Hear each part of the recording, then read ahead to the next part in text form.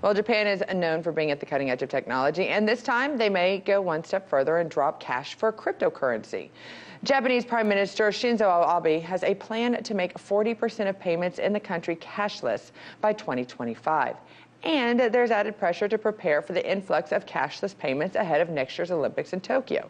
However, crypto investors remember the hack of a Tokyo-based Bitcoin platform where hackers made off with $450 million.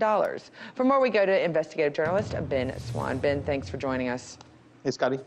Okay, so the claim is that in advance of the 2020 Olympics in Japan, the country may adopt a blockchain technology for payment processing. But isn't Bitcoin too slow? Is this a little ambitious? Well, it is ambitious, first of all, and yes, you're right. Bitcoin is too slow at this point. You know, it takes way too long to process a transaction.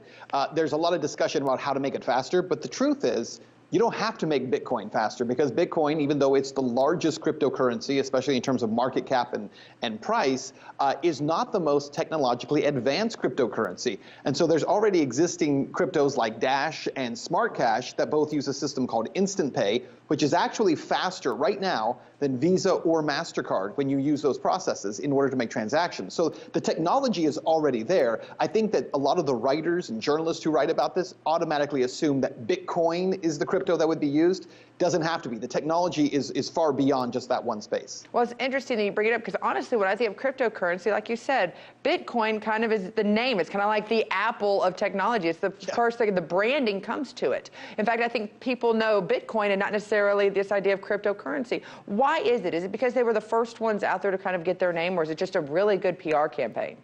No, it's simply because when Satoshi wrote this white paper originally for the idea of cryptocurrency, right, based on the blockchain, Bitcoin was the first manifestation of that in terms of a currency. And so because it was first and it's still the largest, that's where people associate. But again, the technology behind Bitcoin itself, and that's why there have been so many offshoots, is antiquated in comparison to where a lot of these crypto go. So I think the chance that the Japanese would actually be using Bitcoin is pretty limited. What may come of it is their own entirely new cryptocurrency, or they might adopt just technology from some of, as I said, some of the existing ones that are out there. Well, that's interesting because a number of big blockchain companies are betting on Japan as this testing ground for a cashless society. How will that work? Is this, you know, it's hard for us. We've now kind of changed over to where our iPhone, we have Apple Pay. We don't even care cash anyways, but in this case, it's a little bit different. How does it work?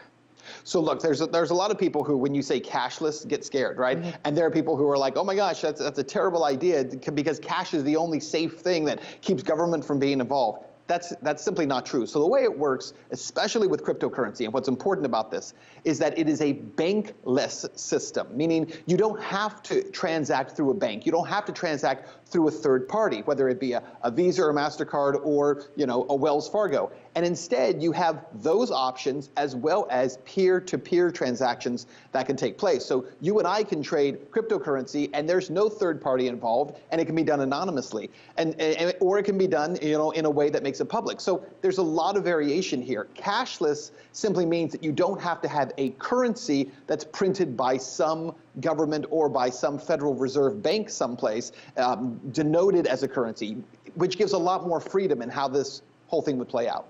Well, that's the thing. You mentioned there will be no banks, there will be Visa, MasterCard. We know what a big role that they play, especially even in the government. How are they reacting to this surge in the popularity of cryptocurrency, which I imagine they was hoping was going to go away the day after it got started? Are there any pushbacks? Are they doing anything to try to get into the game of this?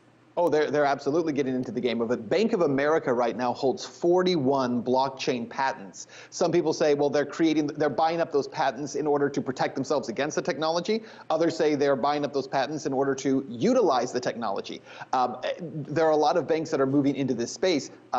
You know, JP Morgan and their CEO, Jamie Dimon, he hates cryptocurrency, he says, but JP Morgan is in the process of buying up blockchain technology and moving in that direction. So there is a public face that says, we don't like this thing, it's a negative.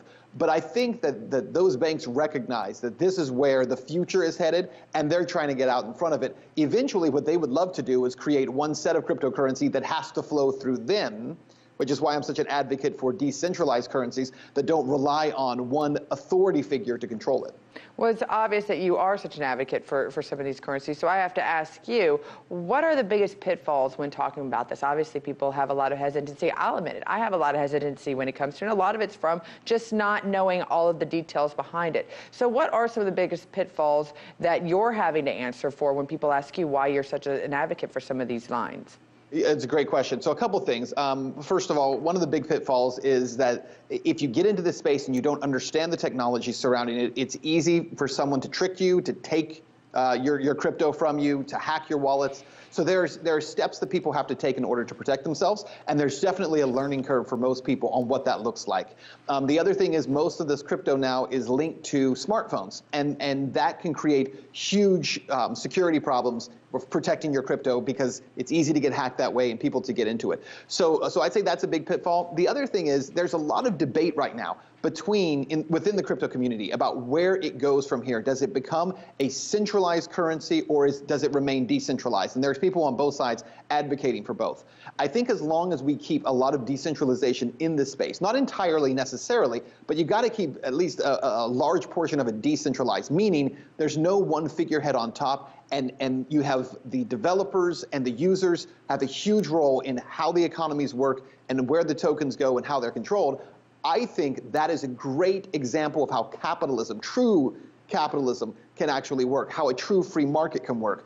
But the pitfall there is there's always bad players, and there are always people who are there to take advantage, and we have to fight against that. Well, it's interesting. Like I said, this is something that I thought possibly was not going to last longer than a year, and it's obviously continued to gain steam, and more people trying to put more safeguards on it to make sure that people feel comfortable using this as their main type of currency. Thank you so much for going into this with us, Ben. Thanks, Scotty. Hey YouTube, thanks for checking out our channel. We hope you enjoyed the video. We have tons of content for you just like this. For more of RT America's one-of-a-kind news and analysis, be sure to subscribe and never stop questioning more.